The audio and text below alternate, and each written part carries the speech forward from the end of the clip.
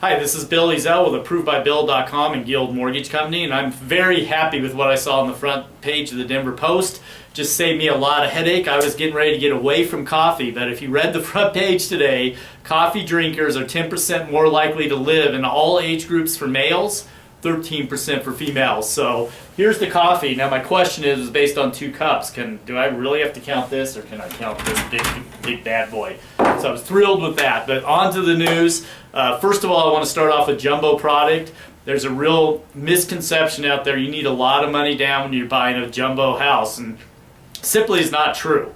We can get away with 10% down on a $750,000 purchase. So if you're going up to $750,000, 10% down, so that'd be $75,000, right?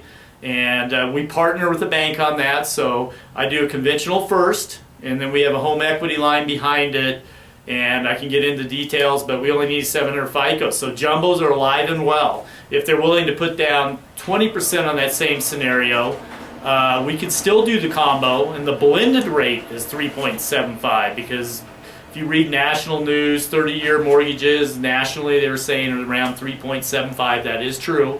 And then you have a home equity line, prime plus a half, prime's at 3.25. So your total rate with 20% down on a $750,000 purchase, blended, you could be looking at 3.75. 5-year arms on the same scenario, probably about just under 3.25. And that's on a note rate. APR, I'm more than happy if they apply with me. We'll get very specific on that. This is for realtors, just giving you some general numbers. 7-year arm, 3.5. And I got a 30-year jumbo, it's just under 5 right now. So that kind of gives you an overview. Jumbos are alive and well. One thing I wanted to get you kind of aware of as a listing agent, be aware of this. Last year, Colorado was number 5 in percentage of short sales. So 20% of our transactions, according to Realty Track, were short sales. California was worse at 29%.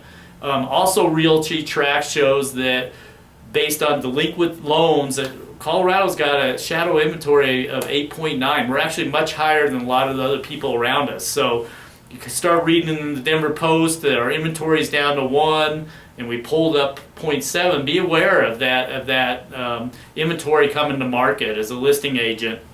Buyer agents, very cool things. We had a couple of real negative economists on housing over the last 5 years that are now saying buy. On the buy side, we have some good news. Mark Kelsey, who's the PIMCO managing director back in 2006, 2007, sold his place. And his comment then is, I was one of the most negative on housing. I finally came to the conclusion that housing looks like a decent place to put money over the next several years. For those of you who've been renting on the sidelines, I recommend you at least consider getting back in and buying a house. And he actually sold in 2006, 2007, just bought. So that's some pretty cool stuff. Ivy Zellman, nicknamed Poison Ivy for her harsh positions, has now come out and said, she very much believes we've hit bottom. John Talbert, authors the bestseller Sell Now, the end of the housing bubble is not in sight. Today says it's now time to buy. So these are folks that were pretty much called the bubble, and they're saying buy. So anyway, have a great weekend. If you need to email me, please go to approvedbybill@gmail.com, or my website, send your buyers there, approvedbybill.com. Take I love coffee, I love tea, I love the job and it loves me.